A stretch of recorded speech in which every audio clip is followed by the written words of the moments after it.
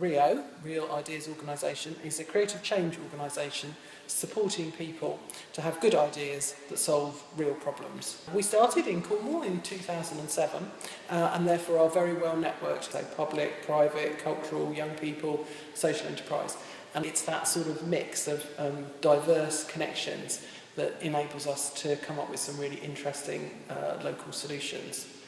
And we can see that in Talent Match, the programme that we run for Cornwall for the big lottery, which is all about the idea of supporting 18 to 24-year-olds who are the furthest from the labour market to really find work or meaningful activities in their lives. Because that notion of young people leading and co-producing is at the heart of that programme, that's meant that we really have reached a lot of young people that other services don't reach. I mean, recently we've been doing a piece of work with the Arts and Humanities Research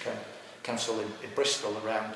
how young people engage in culture and creativity in the city, and working with groups of young people as co-researchers. So they're coming with findings about what they want to see in the city, how they want to participate in culture and how they want to sort of further their creative lives. But because they're centrally involved in the research, the findings you come up with can apply directly to organisations to end up with change, rather than a report that sits on a shelf. And we've seen that, haven't we, in lots of work that we've done in schools, where they've, an interesting one was a school in Plymouth where they were very concerned that young people weren't interested in studying modern foreign languages. Actually, by working with a group of young people, they came up with the idea of starting an export agency, which is what we supported them to do. And from that, we've ended up with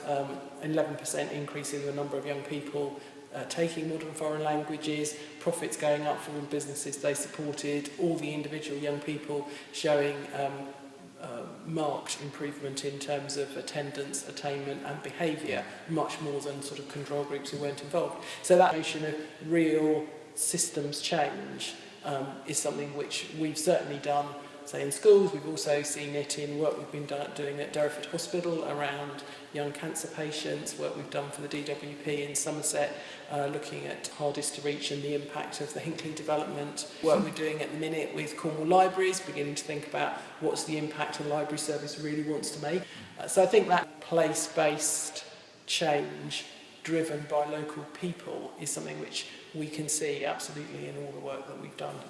We've obviously done a lot of work the last few years around RIO and our own impact framework and becoming an organisation that's really clear about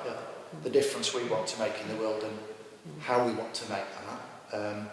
And then also working with a lot of other partners on a consultancy basis or as researchers and supporters around how they can clearly think through the difference they want to make. Done a recent piece of work with Devon Libraries. Library services are under massive pressure, as our local authorities really, and the need for them to think through different models going forward about how they can continue to create social value, but using different enterprise and economic models. We've done a lot of work with Nesta, with the British Council and a range of national partners too, so I think we have a sort of ability to join the dots from the national to the very local, and that might be a 5-year-old or a